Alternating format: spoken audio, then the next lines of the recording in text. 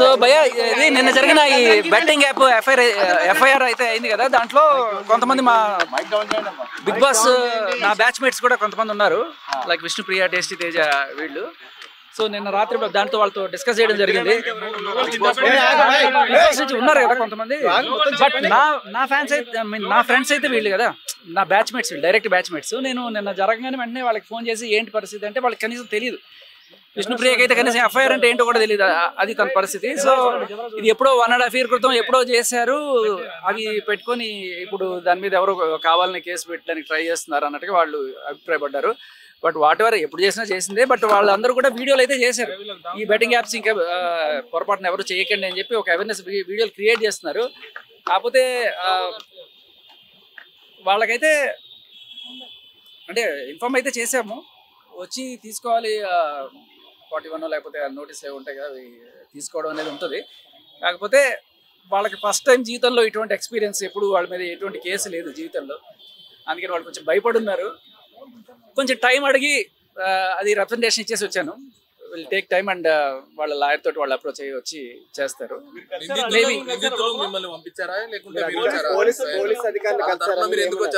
నేను అందరి తరపు నుంచి కదండి, టేస్టీ తేజ అండ్ విష్ణుప్రియ వీళ్ళిద్దరికి అడ్వకేట్ ఉంటారు కదా, నేను మాట్లాడాను, శోభన్ గారితో మాట్లాడాను, టైం అడిగాను. ఒక 3 days లోపల ఏదో ఒకటి వచ్చి ఇస్తాం.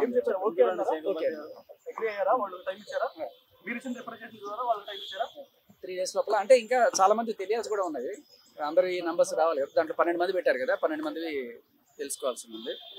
సో వీళ్ళ విషయానికి అయితే చాలా వరకు వీళ్ళకి ఎలా ఉంటుందంటే, బిగ్ బాస్లో ఒకసారి బిగ్ బాస్ నుంచి బయటకు వచ్చిన తర్వాత, లేకపోతే వీళ్ళు ఆల్రెడీ కొంత సెలబ్రిటీ ఫేమ్ ఉంది కదా, ఈ బ్రాండ్ ఎండోర్స్మెంట్స్ కోసం చాలాసార్లు చాలా మంది అప్రోచ్ అవుతుంటారు.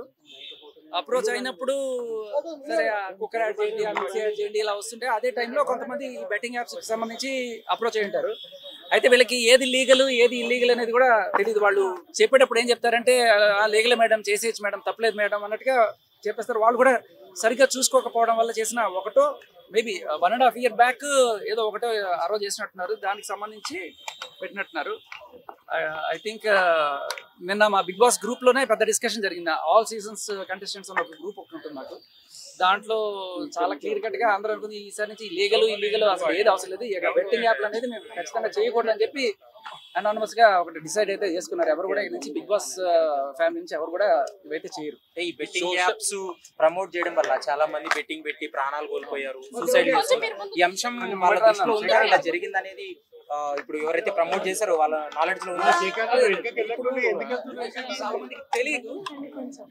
సో తెలుసుకున్న తర్వాత ఎవరైతే ఇటువంటి చేయడానికి ముందుకు రావట్లేదు.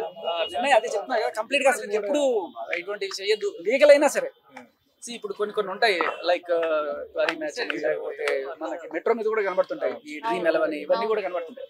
అంటే ఇప్పుడు లీగల్ గా చేసి చచ్చిపోతే పర్లేదా, ఇల్లీగల్ గా చేసి చచ్చిపోతే ఒక రకం, అలాగే అదైనా ప్రాణమే కదా. అందుకని వీ డిసైడెడ్ లీగల్ అయినా ఇల్లీగల్ అయినా ఇంకా బెట్టింగ్ యాప్స్ అనేది చేయొద్దు అనేది. సోషల్ మీడియా ఇన్ఫ్లుయెన్స్ డబ్బులు సేవ్ చేయడానికి సిద్ధమని బయట టాక్ నడుస్తుంది. ఇల్లీగల్ గా ప్రచారానికి చాలా మంది, అంటే అందరికి ఈ లీగల్ ఎలిమెంట్స్ మీద అవగాహన కల్పించాల్సిన బాధ్యత ప్రభుత్వానికి, మీడియాది కూడా ఉంటుంది. సో తెలుసో తెలియక కొంతమంది ఇట్లా తప్పు, బట్ తెలిసి రెండోసారి మూడోసారి చేస్తున్నారంటే that is something else to look on. అంటే విష్ణుప్రియ కావచ్చు, టేస్టీ తేజ గురించి మీరు వచ్చారు కదా, వాళ్ళు ఏం చెప్తున్నారు ఈ ఎపిసోడ్ గురించి? ఎప్పుడో 1.5 year తీసుకొని ఇలాంటి ప్రమోటింగ్ చేశారు, అది తెలియదు తీసుకున్నారు. అంటే ఇప్పుడు ఓన్లీ డబ్బులు తీసుకునేనా, లేకపోతే ఇప్పుడు ఎవరి దగ్గర నుంచి వాళ్ళకి ఎవరైతే అమౌంట్ పోగొట్టుకున్నారో వాళ్ళ దగ్గర నుంచి ఏమైనా పర్సెంటేజ్ వీళ్ళకి వచ్చి వీళ్ళు కావాలని చేస్తున్నారు? అస్సలు ఐడియా లేదు. అసలు ఆ వీడియో ఏదో కూడా నేను అడిగాను, అంటే అసలు ఏం గుర్తులేదు భయ్ అన్నారు. ఎప్పుడో 1.5 year బ్యాక్ ఏదో, అది కూడా మేబీ లీగల్ యాప్ అనే అనుకుంటాను. మనకి ఎఫ్ఐఆర్ లో కూడా మెన్షన్ చేయలేదు అది ఏ వెబ్సైట్ మీద ప్రమోట్ చేశారు అనేది ఎఫ్ఐఆర్ లో కూడా లేదు. సో చూస్తున్నాం కదా, బెట్టింగ్ యాప్స్ ప్రమోషన్ చేసే వాళ్ళని అయితే ఒక్కొక్కరిని ఏర్పారేస్తున్నారని చెప్పొచ్చు. అంటే ఒక్కొక్కరి మీద అయితే కేసులు అయితే నమోదు అవుతున్నాయి. అయితే ఇదే క్రమంలో ఈరోజు విష్ణుప్రియ, టేస్టీ తేజ మీద కూడా నమోదైతే అవ్వడం జరిగింది. వాళ్ళకు కూడా నోటీసులు అయితే ఇవ్వడం జరిగింది.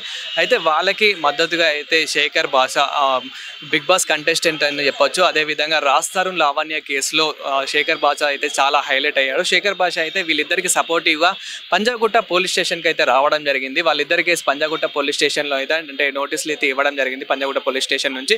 సో వాళ్ళిద్దరికి సపోర్టివ్గా అయితే శేఖర్ భాష రావడం జరిగింది. అయితే లోపల వాళ్ళిద్దరికి సపోర్టివ్గా మాట్లాడడం జరిగింది. అంటే వాళ్ళు ఇప్పుడు రాలేకపోతున్నారు, వాళ్ళకు ఇది ఫస్ట్ టైం కదా, వాళ్ళు తప్పు ఒప్పుకుంటున్నారు, వాళ్ళు కొంచెం అంటే అనీజీగా ఉన్నారు, వాళ్ళు కొంచెం భయపడుతున్నారు. సో వాళ్ళకు ఇంకొక 3-4 డేస్ టైం ఇవ్వండి అని చెప్పేసి శేఖర్ భాష గారు అయితే రిక్వెస్ట్ చేయడం జరిగింది. దాని మేరకైతే పోలీసులు అయితే కొంచెం అయితే టైం ఇచ్చారు. బట్ మళ్ళీ ఎప్పటికైనా సరే ఎంక్వైరీకి అయితే రావాల్సిందే, ఒక సర్టన్ టైం అనేది ఉంటుంది, ఆ టైంలో అయితే ఎంక్వైరీ రావాల్సిందే. ఇప్పుడు మళ్ళీ ఇలా పోస్ట్పోన్ మాత్రం అలా చేసుకోవద్దు, తీసుకుంటే మాత్రం సివియర్ యాక్షన్ తీసుకుంటామని అయితే చెప్తున్నారు. సో దీని మీద మెయిన్ సజ్జనార్ ఆర్టీసీ ఎండి సజ్జనార్ గారు, అదేవిధంగా నార్మల్గా ఇంకా ఆర్టీసీ సజ్జనార్ గారితో పాటు ఇప్పుడు ఇంకా కొందరు అయితే కలవడం కూడా జరుగుతుంది. సో అలా సపోర్టివ్ అయితే చేస్తున్నారు. అదేవిధంగా అంటే ఇన్స్టా ఇన్ఫ్లుయెన్సర్స్ అనే కాదు, ఇన్స్టా ఇన్ఫ్లుయెన్సర్స్లో మెయిన్ క్యాండిడేట్స్ అంటే మంచి తిమింగలాలు అనే చెప్పొచ్చు.